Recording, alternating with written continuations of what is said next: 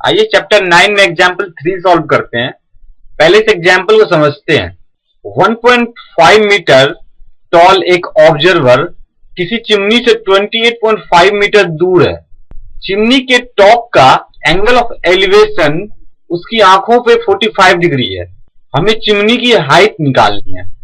आइए सबसे पहले इस क्वेश्चन के लिए एक फिगर ड्रॉ कर लें, फिर इसका सॉल्यूशन करेंगे। सबसे पहले मान लिया कि ए बी कोई चिमनी है, सी डी कोई ऑब्जर्वर है और ऑब्जर्वर की लेंथ दी हुई है 1.5 मीटर।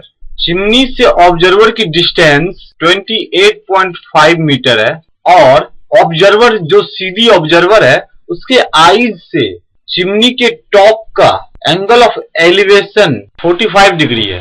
डी पॉइंट पर उसकी आंख होगी और उसकी आंखों से चिमनी का टॉप यानी ए का एंगल ऑफ एलिवेशन 45 डिग्री है। इस पॉइंट को हम ई मान लेते हैं। हमें इस क्वेश्चन में ए बी की लेंथ निकालनी है जो कि चिमनी की लेंथ है। हमारे पास angle A D E 45 degree है। बी सी की लेंथ दी हुई है 28.5 मीटर और CD की भी लेंथ दी हुई है 1.5 मीटर। जब BC की लेंथ 28.5 मीटर है तो DE की लेंथ भी 28.5 मीटर होगी क्योंकि BC DE दोनों इक्वल हैं। जब CD की लेंथ 1.5 मीटर है तो BE की लेंथ भी 1.5 मीटर होगी। दोनों पैरेलल हैं और इक्वल हैं।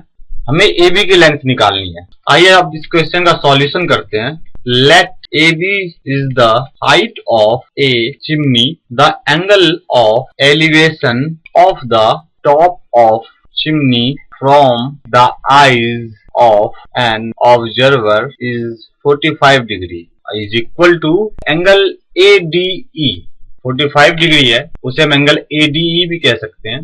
And distance between chimney and observer is equal to BC is equal to DE is equal to 28.5 meter. Height of an observer is equal to CD is equal to BE is equal to 1.5 meter. AB किसी chimney की height है। Chimney के top A का point D से angle of elevation 45 degree है। Chimney और observer के बीच का डिस्टेंस 28.5 मीटर है जो कि BC है और DE के इक्वल है। ऑब्जर्वर की length CD equal to BE 1.5 metre है।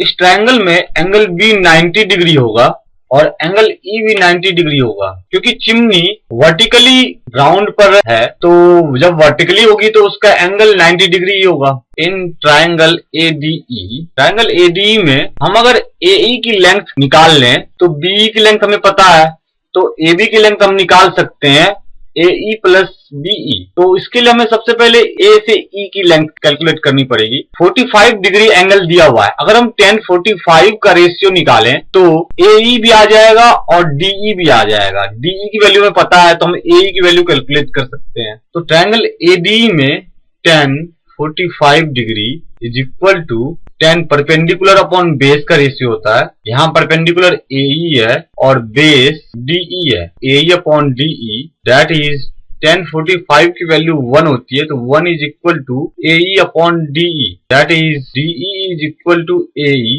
और DE की लेंथ 28.5 मीटर है that is AE is equal to 28.5 metre.